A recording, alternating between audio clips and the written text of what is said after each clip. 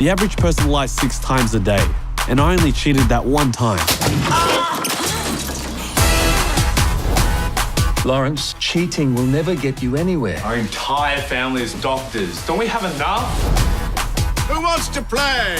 I want to learn to do what you do. What do you think it is that I do? You're a con artist, aren't you? Speak up a little. I don't think everybody quite heard you. Well, it started off as a one-man solo show that I performed many years ago called Sucker. The main character was also called Lawrence, named after me, I guess. And yeah, I performed it first of all in a tiny little library at Melbourne University. Everyone said it was awesome, put it on in the Fringe Festival. It got an award, and then it just snowballed. So I performed it in festivals all around Australia, Edinburgh, Dublin, just everywhere. And by the time I performed it, I think the 100th show was at the Sydney Opera House, and people were saying you should make this into a feature film. People wanted to option the rights to make a doco or a TV thing, and it was my first thing I'd ever done, so I thought, oh, maybe I should write it myself. And then I saw an email from Ben Chessel, who's the director of Sucker now, and I knew him from university, and he was a young filmmaker, and his vision for the film was pretty much how I imagined it. So he and I sat down together and we wrote the screenplay, and then many, many years later, it's now a feature film starring John.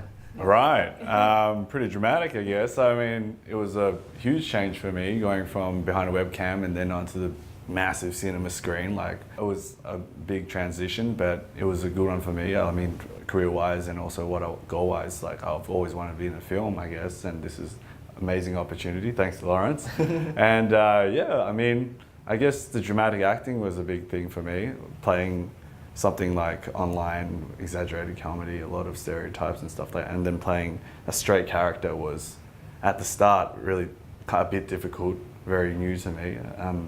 But by the end of it, just went through and flew with it, and it was amazing, and it was good. Yeah. You gotta have a masterclass with Timothy Spall. Yeah, that's right. Yeah, that was good. That was my first acting class. Timothy Spall was my teacher. Not bad. The chopsticks are an extension of your body. Very amusing. Yeah. That's so funny. I say to my friends, Timothy Spall's in it, you know, from all the Mike Leigh movies, and people are like, who? And they go, okay, Peter Pettigrew from Harry Potter. Oh my God! Yeah, they're like, oh, the rat. Yeah.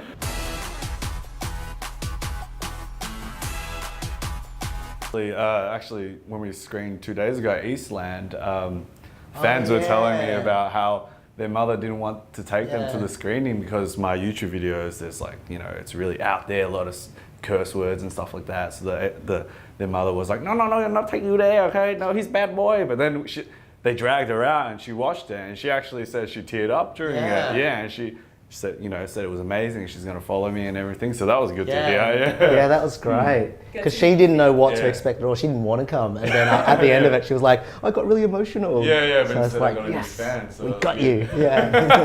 Getting the new demographics. Yeah. Branching out. Yeah.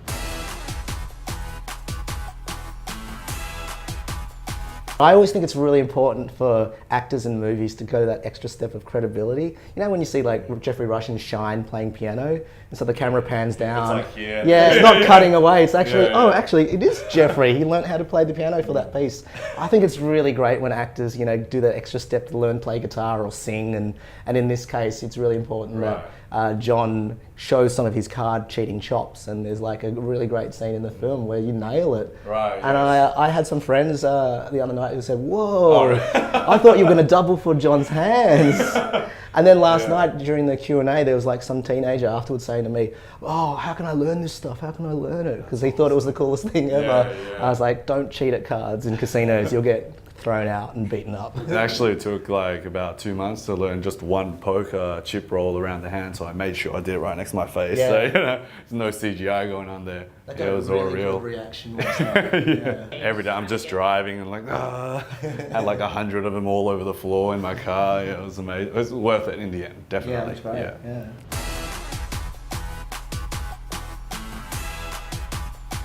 It's basically, because it's a con artist movie, it's also about lies and deception, and even in the original show it was always about a gameplay with the audience, what's real, what's not, which characters are trying to fool each other, where do your allegiances lie as an audience member. Also the fact that it's multi-layered, because there's, two Lawrences, there's two narrators, unreliable narrators, even the professor himself. Is he telling the truth? Is he telling a lie in all of his storytelling? And so we like the idea that there's a looseness with the truth, be it within the world of the story or outside the world of the story. So some of it's true, a lot of it's true, some of it's false, and some of it's true but exaggerated for the narrative. Aren't you going to call my bluff?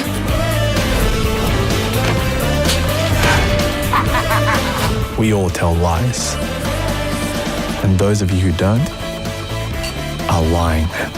Trust me. Welcome to the game.